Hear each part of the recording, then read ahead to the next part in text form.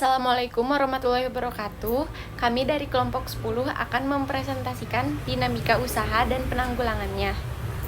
Sebelumnya, perkenalkan nama saya Anggraini Mafika Junior dengan NIM 03211060 dan rekan saya Desti Alian Kusuma Wardani dengan NIM 032159 dan Surya Bambang Muharam dengan NIM 03211069.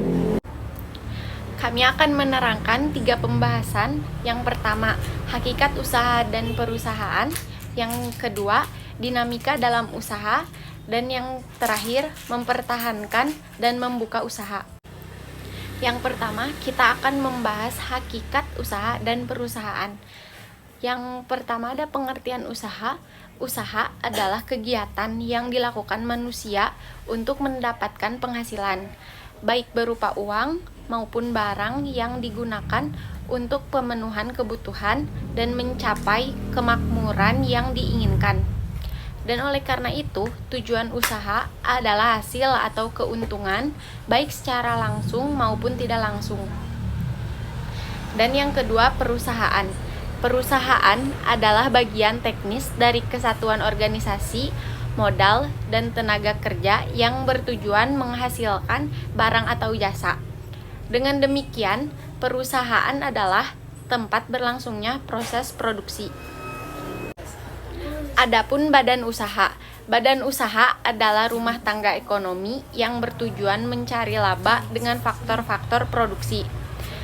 Dan perseroan. Perseroan adalah badan hukum yang merupakan persekutuan modal, didirikan berdasarkan perjanjian, melakukan kegiatan usaha dengan modal di dasar yang seluruhnya terbagi dalam saham dan pemenuhan persyaratan yang ditetapkan oleh undang-undang serta peraturan pelaksanaannya dalam pasal 1 ayat 1 UU PT nomor 40 tahun 2007. Adapun perbedaan badan usaha dan perusahaan. Perusahaan menghasilkan barang atau jasa, sedangkan badan usaha menghasilkan keuntungan atau sebaliknya menghasilkan kerugian. Perusahaan adalah alat badan usaha berupa bengkel, toko, pabrik, dan lain-lain.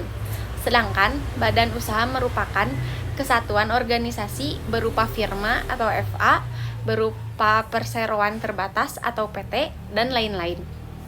Dan yang terakhir, perusahaan merupakan alat badan usaha untuk mencari keuntungan.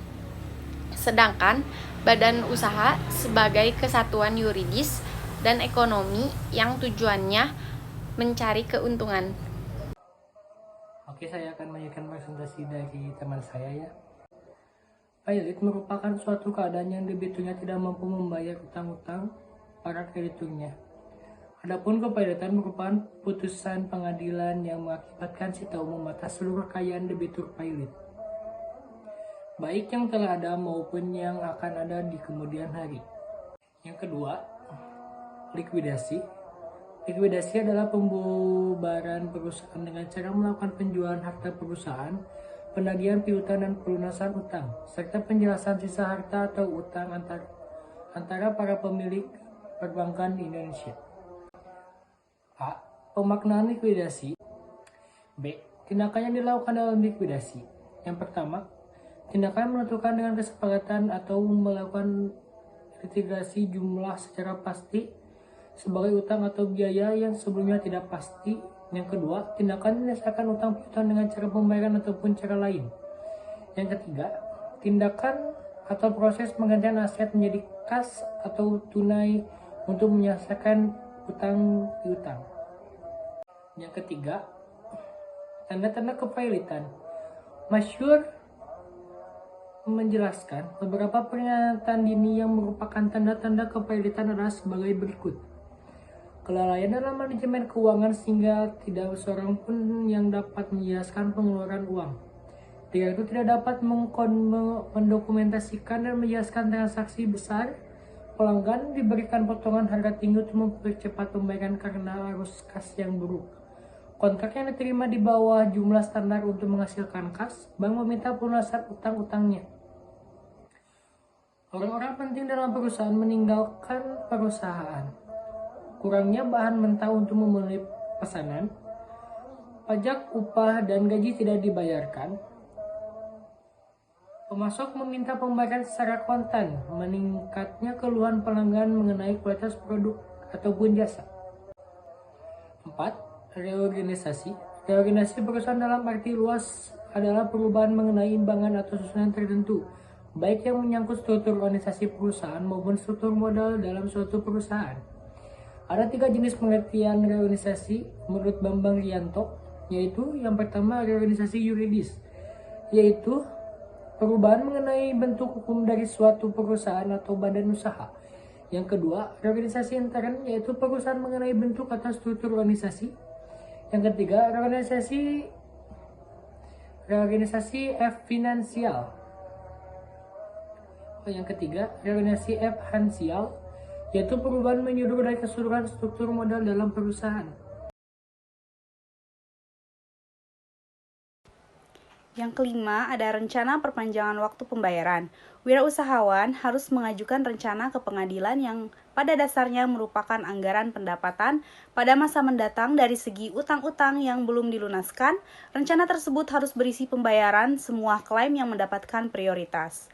Klaim yang harus dibayar menurut peringkat adalah kreditur yang dijamin, pengeluaran administratif, klaim yang berasal dari operasi bisnis, klaim upah dan gaji pegawai, kontribusi pada tunjangan karyawan, klaim dari kreditor konsumen, pajak, dan kreditur umum. Next, ada yang keenam, suksesi usaha. Yang pertama, transfer kepada anggota keluarga. Mengalihkan usaha kepada anggota keluarga dapat menciptakan masalah internal. Hal ini sering terjadi ketika anak diberikan tanggung jawab menjalankan usaha tanpa pelatihan yang memadai. Yang kedua, ada transfer usaha kepada anggota bukan keluarga. Jika hal ini terjadi, wirausahawan mempunyai 3 pilihan, yaitu yang pertama, melatih orang-orang kunci dan mempertahankan saham mayoritas. Yang kedua, mempertahankan kendali dan menyewa manajer. Dan yang ketiga, menjual hak usaha. Pilihan lain adalah menjual perusahaan kepada karyawan atau orang luar. Di sini ada mempertahankan dan membuka usaha baru. Yang pertama, mempertahankan operasi usaha. A. Menghindari optimisme yang berlebihan ketika bisnis menunjukkan keberhasilannya. B. Membuat rencana yang baik dengan tujuan yang jelas. C. Membuat proyeksi arus kas yang baik dan menghindari kapitalisasi. D. Selalu berada di depan dalam pasar. E. Mengidentifikasi hal-hal yang dapat menyebabkan perusahaan berada dalam bahaya. Next, ini masih mempertahankan dan membuka usaha baru. Ini yang kedua, yaitu memulai usaha dari awal. Kapabilitas dan likuiditas bukan akhir dari segalanya bagi wirausahawan. Wirausahawan yang belajar dari kesalahan cenderung mempunyai pemahaman dan penilaian yang baik tentang kebutuhan bagi penelitian pasar. Kapitalisasi awal yang lebih besar, keterampilan usaha yang lebih besar.